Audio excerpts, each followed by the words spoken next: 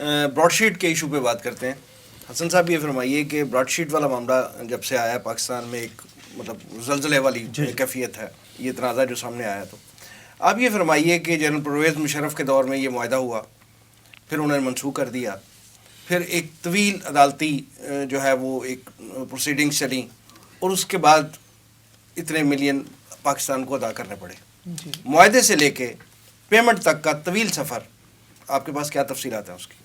یہ بیسیکلی سن 2000 میں پرویز مشرف نے ایک کمپنی ہائر کی تھی. اس کے ساتھ ایک اور ایسٹ ریکوری کی کمپنی بھی تھی ساتھ, مینلی یہ براڈ شیٹ ہی تھی, اور انہوں نے ایسٹس کا پتہ لگانا تھا. کوئی ریاست اگر وہ پوچھنا چاہے کہ آپ کے کوئی سیاستدانوں کے یا بیوروکریٹس وغیرہ کے اگر ایسٹس آپ نے ڈھونڈنے ہیں تو وہ آفر کرتی ہے کہ ہم وہ ڈھونڈ کے دیں گے آپ کو, اور اس کے لیے آپ ہمیں پیسے دیں. ایسے ہی ہوا جب سن 2000 میں پرویز مشرف کی حکومت نے کیا ان سے معاہدہ, تو انہوں نے کچھ پیسوں کی ڈیمانڈ کی. انہوں نے کہا ہم آپ کو پیسے تو نہیں دے سکتے, لیکن آپ 20% کٹ جو آپ ریکور کریں گے اس میں سے آپ کو ملے گا کمیشن کے طور پر. اچھا, میں اب وہ ساری باتیں بھی کروں گا جو اس وقت ہیڈ ہیں ان کے کعبے مساوی, انہوں نے ہی خود کلیم کیا. اور ظاہر ہے باہر پہ وہاں پہ ایک وہ بڑی پوزیشن میں بندہ بیٹھا ہوا ہے اور آکسفورڈ میں لاء کی ایک سینئر پوزیشن پہ ہے, تو وہ کوئی غلط بات ان کی طرف سے ایگزیکٹلی ان کی طرف سے کوئی غلط بات ہونے کا امکان بہت کم ہے, کیونکہ وہاں پہ اگر کوئی آپ کلیم کر دے عدالت میں اس نے جھوٹ بولا تو بھاری جرمانہ عائد کرنا پڑے گا ان کو بھی اور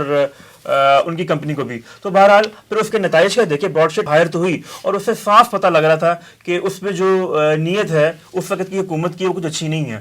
آپ آغاز میں ڈیل ٹھیک نہیں تھی. بالکل. پہلی بات تو یہ کہ اس سے پہلے جو احتساب کمیشن بنا, اس کے بعد جب وہ نیب میں کنورٹ ہوا, میری نظر میں تو دنیا میں کسی ملک میں بھی نیب جیسا ادارہ کوئی ہے, یعنی جو جج بھی ہے, جو جوری بھی ہے, جو اور وہ سب کچھ اس کے پاس اختیارات ہیں. میری نظر میں لیکن ہماری اس کے ساتھ ساتھ یہ ہے کہ ہماری اعلیٰ عدلیہ اس کو قبول ہی نہیں کرتی. بالکل ایسی بات ہے, اور اس کی پرفارمنس ہمارے سامنے ہے. انڈیا میں بھی ایف آئی ٹائپ کا ہی ادارہ ہے, پاکستان میں جب ایف آئی جیسا ادارہ موجود ہے تو اس کا کوئی تو بندہ نہیں تھا. بہرحال انہوں نے معاہدہ کیا اور پہلا نتیجہ ہم نے یہ دیکھا کہ سن 2001 میں نواز شریف کی ڈیل ہو گئی اور وہ چلے گئے جلا وطنی میں. اس کا اگلا نتیجہ ہم نے دیکھا کہ 2002 کے انتخابات کے نتیجے میں بہت سے جو سیاستدان تھے ان میں بڑے بڑے سیاستدانوں کا نام مل گیا ان کو, ایگزیکٹلی ان کو این آر او مل گیا, اور وہ کہانی پھر 2007-8 تک چلتی رہی این آر او کی بھی. اس میں کئی میجر پولیٹیشنز ہیں, عطاء الرحمان صاحب اس کو تفصیل سے بیان کریں گے کہ وہ کون کون سے پولیٹیشنز تھے. کعبے مساوی نے ان پولیٹیشنز کا نام لیا, اور وہ معاملہ حالانکہ 2003 میں معاہدہ ختم ہو گیا, لیکن اس کے بعد عدالتوں کے معاملات تھے, اور جو کعبے مساوی تھے وہ بھی سمجھتے تھے کہ یہ پاکستان ایسا ملک ہے جہاں سے ان کو بہت بڑا کٹ مل سکتا ہے, کیونکہ 2003 میں معاہدہ ختم ہونے کے بعد بھی وہ ان سارے معاملات سے جڑے رہے اور وہ بیچ بیچ میں آفر کرتے رہے.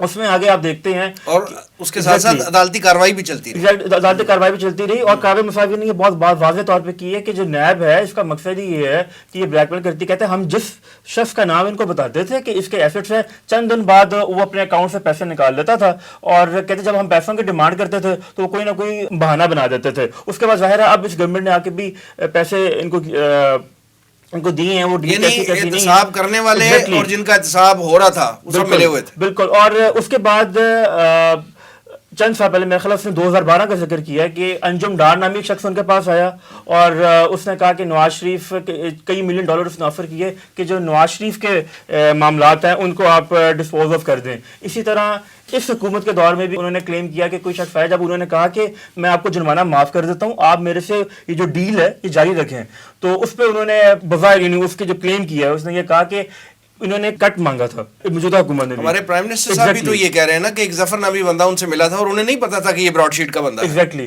انہوں نے ان سے کٹ مانگا اور انہوں نے ابھی تک اس کا نام نہیں بتایا.